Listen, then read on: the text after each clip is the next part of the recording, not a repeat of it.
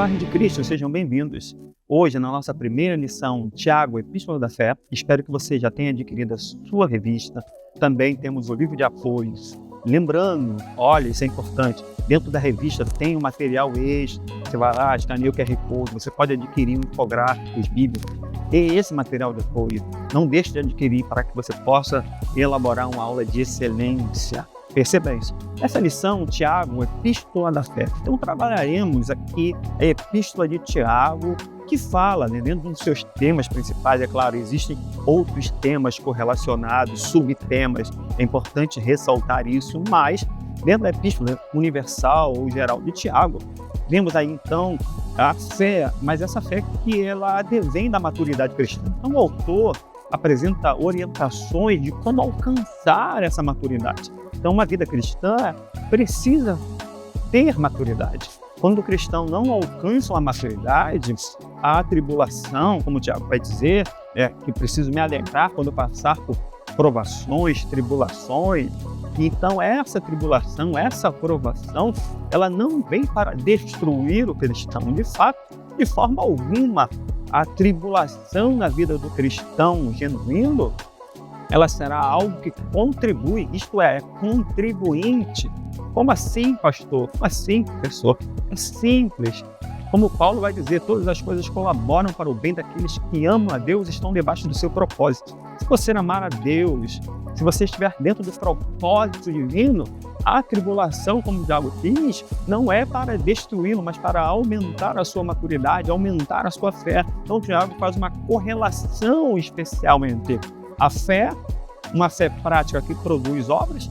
Tiago não contradiz Paulo quando fala sobre a salvação pela fé, sem obras, em Efésios 2, 8, 9, mas completa Efésios 2, 10, para as boas obras, isto é, uma fé que é producente, uma fé que precisa ser externada na prática e não apenas uma fé teórica.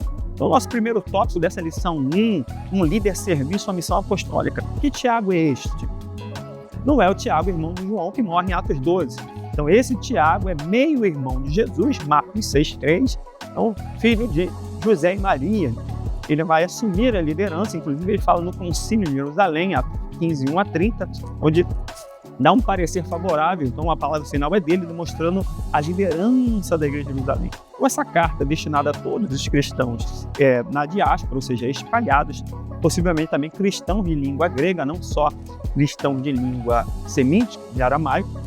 De fato, pensando assim, esse Tiago escreve uma carta belíssima que tem uma ideia fundamental, que é a maturidade, que advém por meio de uma fé prática ante os problemas, ante as dificuldades da vida. Então, as dificuldades, os problemas, as tribulações vêm para quê? Para produzir em nós crescimento e demonstrar o caminho certo. Se não há perseguição, se não há tribulação na vida do cristão, em hipótese alguma, pode ser que ele esteja caminhando para a direção errada. Então, não tem paz, então você não precisa fazer nada. Não precisa nem ter brigado com o diabo. O fato de ser crente, o diabo já não gosta de você. Se você é crente, então você precisa entender que a tribulação vai produzir algo especial na sua vida. Então você precisa passar por isso. E os cristãos da diáspora também estavam, em algum momento, possivelmente, pelo contexto histórico, passando por algum tipo de dificuldade. Dessa forma, no segundo tópico, atravessando as provações com maturidade espiritual, é necessário então ter algumas características ou ter algumas virtudes para que por meio delas possamos vencer essa provação, possamos vencer essa tribulação. O Tiago trabalha a primeira virtude, paciência. Hipomene no grego, paciência pode significar também perseverança, então é necessário persistência ante as dificuldades, ante os sofrimentos. É preciso desenvolver a paciência. Paciência é uma virtude divina. Como assim, professor? Deus é tão poderoso, mas tão poderoso. Pensa num Deus poderoso, é mais. Não, pensa de novo num Deus poderoso, é mais. Que poderia ter criado o mundo em um instante, apenas pelo pensamento. Contudo, Deus cria o mundo paulatinamente, demonstrando a paciência de Deus na própria criação. Então, Deus já me ensina que eu preciso desenvolver a paciência. Já me ensina a enfrentar as tribulações com alegria e paciência. Essa paciência vai trazer em mim uma oportunidade, vai ser uma capacidade. É isso que precisamos como cristãos, nos fortalecer na paciência de Deus. De outra forma, uma paciência sem fé e sabedoria, ela pode, então, se transformar em algo equivocado. Tiago vai dizer que o homem que é dúbio no grego é, como no caso de Tiago, 2 corações, literalmente do grego, uma pessoa que tem 2 corações, um coração voltado para um lado, outra parte voltada para o outro. Então, ser dúbio é como se pisasse em lugares diferentes, ou se o corpo quisesse pisar em um lugar e ir para a direção e o outro pé para outra direção. Isto é, uma pessoa que não sabe qual direção tomar. Ser dúbio, ter 2 opções no sentido de uma divisão. Então, Tiago vai comparar essa habilidade e essa habilidade de ser sábio, ser paciente, com alguém firme, mas aquele que é dúbio com alguém que é semelhante à onda. Então, ser dúbio, ser 2 corações ou pisar em lugares distintos é como se fosse ondulando. Por isso, a pessoa que duvida ondula e ele compara com uma metáfora da onda, uma onda que não é constante, isto é, de um lado para o outro. Então, necessário paciência para alcançar maturidade, uma fé prática a partir das obras. E é claro, ele vai falar então da não acepção de pessoas. E para receber essa paciência, receber essa fé, que também é uma fé prática, você precisa então ser humilde.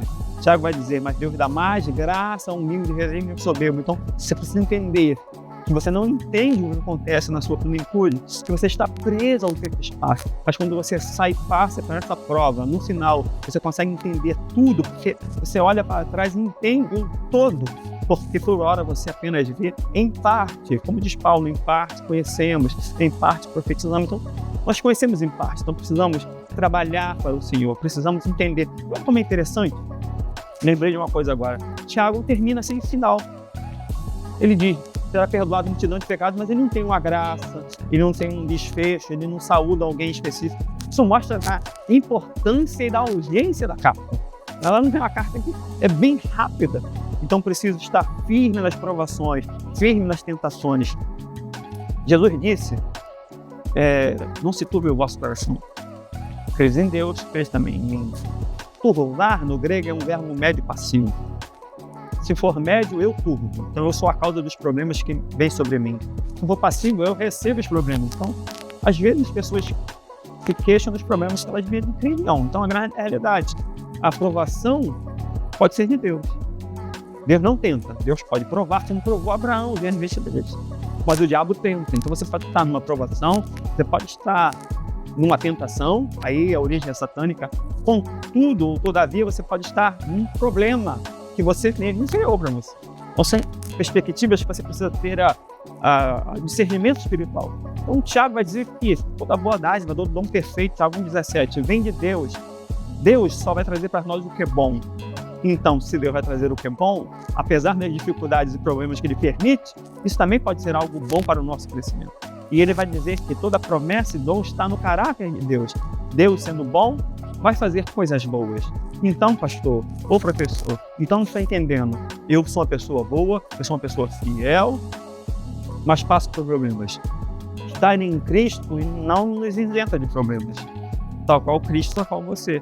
Cristo foi batizado, você precisa ser batizado. Cristo foi rejeitado, um dia você vai ser rejeitado. Cristo morreu, um dia você vai morrer. Cristo venceu, você em Cristo vai vencer. Então você vai ter que exemplificar vivazmente Cristo na sua própria existência física.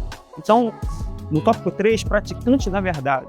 Não adianta, então, dizer que a fé, o diabo crê, o demônio crê, tem fé que Deus existe, mas não muda. Então é necessário modificar, mudar a nossa vida. Preciso, então, aprender com Tiago, que eu preciso ouvir mais e falar menos. Preciso controlar a minha fala, abandonar, então, a ira e a injustiça que não traz a justiça de Deus e praticar verdadeira religião pura e imaculada. Tiago 1, 26, 27, que é boas obras, visitar os órfãos, ajudar as viúvas, os necessitados e fugir da corrupção do mundo. Então, dentro disso, pensando dessa forma, não posso fazer acepção de pessoas. E nos leva ao quarto tópico, uma fé e as obras. Uma fé viva não pode ser estéril. Até a fé tem resultado de um arrependimento. É colocado o machado da raiz da árvore, a árvore não dá bom fruto, ou seja, não produz mais nada de fé. é uma fé sem vida, é uma fé morta, é uma fé que Deus não se agrada. Então, eu preciso frutificar, eu preciso, então, resultar em algo. A integração da minha fé em Cristo, mas uma fé, como diz Tiago 2,26, um corpo sem espírito está morto, assim também uma fé sem obras, sem atitude, sem ação, não serve para nada. É simplesmente em vão. Que possamos aprender com Tiago, a cada dia mais, a ter uma fé viva, externada, prática, e que possa, então, por meio do nosso testemunho, ou seja, a fé viva e prática, trazer outros a Cristo. Possamos aprender com Tiago a entender que a tribulação, a provação, a dificuldade produz em nós algo fenomenal, já que tribulação, tripse no grego, é o som da azeitona sendo espremida, o som da uva sendo espremida. Então, com certeza, no final, produz azeite, produz vinho, produz algo bom e benéfico para a nossa vida. Aprenda com Tiago, leia, estude, compre a sua revista, compre material extra, porque com certeza você vai crescer uma fé prática. Deus te abençoe. Até a próxima aula.